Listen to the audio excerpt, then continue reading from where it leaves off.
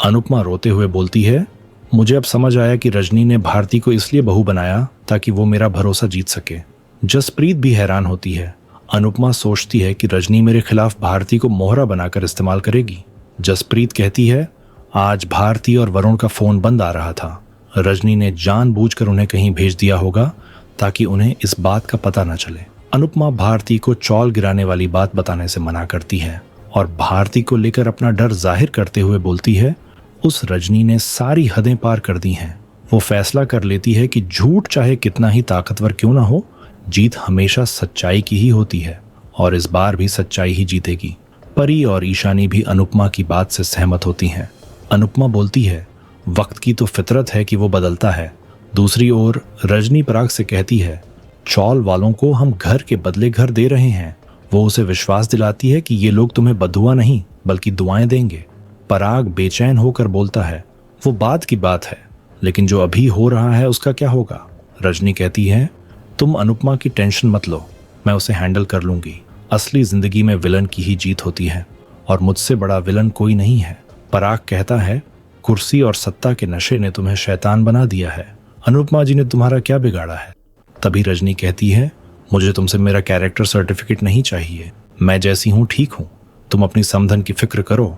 वैसे भी सारी गलती अनुपमा की है, वो जरूरत से ज्यादा अच्छी है, इसीलिए बार बार धोखा खाती है। पराग कहता है कि वो धोखा खाती है, लेकिन उनके दुश्मन मुंह की खाते हैं। वो जहां जाती है अपना नया परिवार बना लेती है, वो परायों को अपना बना लेती है।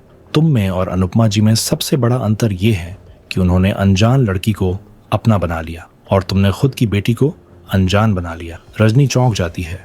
पराग साफ कहता है, ये बिल्कुल भी मत सोचना, अनुपमा जी हार मान लेंगी और मुंह छुपाकर अहमदाबाद चली जाएंगी।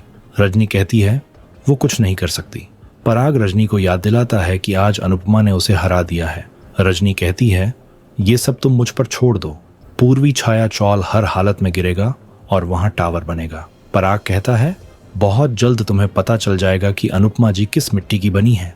रजनी चौंक जाती है। दूसरी ओर अनुपमा प्रतिज्ञा करती है कि मैं इस चौल को नहीं गिरने दूंगी। ये लड़ाई अब शुरू हुई है। रजनी ने अब तक मेरा विश्वास देखा है, लेकिन अब वो मेरी जिद और मेरा साहस देखेगी। अनुपमा कहती है, मेरे पास मेरे कान्हा जी का सत्य है, अब पूरी दुनिया सत्य की विजय देखेगी। राही को चिंता होती है। अनुपमा साफ शब्दों में कहती है, अगर इस लड़ाई में मेरे संबंधी बीच में आ गए तो मैं सिर्फ सत्य को देखूंगी, रिश्ते को नहीं। ये लड़ाई रजनी देसाई ने छेड़ी है, लेकिन इसे समाप्त मैं करूंगी। सभी चौंक जाते हैं। अनुपमा कहती है कि रजनी देसाई को चौल के हर व्यक्ति से माफी मांगनी होगी। अनुपमा अपने हाथों की छाप देखती है और चौल वालों से कहती है कि ये निशान आप लोगों के विश्वास की पहचान है, तो मैं इस विश्वास का सम्मान रखूंगी। मैं आखिरी सांस तक ये चौल नहीं गिरने दूंगी। अनुपमा सबसे उनका साथ मांगती है तो जसप्रीत, प्रेम, प्रेरणा, परी और ईशानी अनुपमा का साथ देते हैं, लेकिन राही दूर खड़ी रहती है और चुपचाप देखती है। अनुपमा कहती है, भले ही आप लोग मेरा साथ दें या न दें, अगर पूरी दुनिया मेरे सामने खड़ी हो जाए तो भी मैं इस चौल को नहीं गिरने दूंगी। दूसरी ओर तोशु सबको अनुपमा की खबर दिखाता है और कहता है कि मम्मी बुलडोजर के सामने जाकर लेट गई है। सभी ये खबर देखकर हैरान रह जाते हैं। तोशु कहता है, मम्मी को चौल वालों की रक्षक बनने का पाठ मिल रहा है। लीला कहती है कि मैंने तो उसे मना किया था, लेकिन वो मेरी सुनती ही नहीं है। तोशु और पाखी अनुपमा को दोष देने लग जाते हैं और कहते हैं कि उनको चौल वालों की जिम्मेदारी लेने की क्या आवश्यकता थी। मम्मी को लगता है कि उनसे ज्यादा बुद्धिमान दुनिया में कोई नहीं है, आखिर वो अनपढ़ और मूर्ख ही है। तभी बाबूजी कहते हैं कि अनुपमा ने तुम दोनों को जन्म देकर गलती की है। विश्वास तोड़ने वाला गलत होता है, विश्वास करने वाला नहीं। लीला कहती है कि अनुपमा को रजनी जैसी औरत पर भरोसा नहीं करना चाहिए था। बाबूजी और लीला में बहस छिड़ जाती है। बाबूजी लीला से कहते हैं, तुम्हारा बेटा खुद धोखा करके भाग गया था, तो तुम अनुपमा के बारे में मत ही बोलो। लीला कहती है कि अनुपमा को इस उलझन में नहीं पड़ना चाहिए था। अब वो चौल वाले, रजनी और पराग अनुपमा के विरोधी बन गए हैं। दूसरी ओर सरिता अनुपमा से पूछती है कि रजनी के हाथ में सत्ता है, हमारे पास में क्या है। तभी दो औरतें आकर अनुपमा को कोसती हैं और कहती हैं कि तुमने हमें बर्बाद कर दिया, तुम्हारी वजह से मेरे पति की तबीयत बिगड़ गई है, एक दिन तुम भी हमारी तरह बर्बाद हो जाओगी। वो अनुपमा को बद्दुआ देकर चली जाती हैं। अनुपमा हैरान रह जाती है।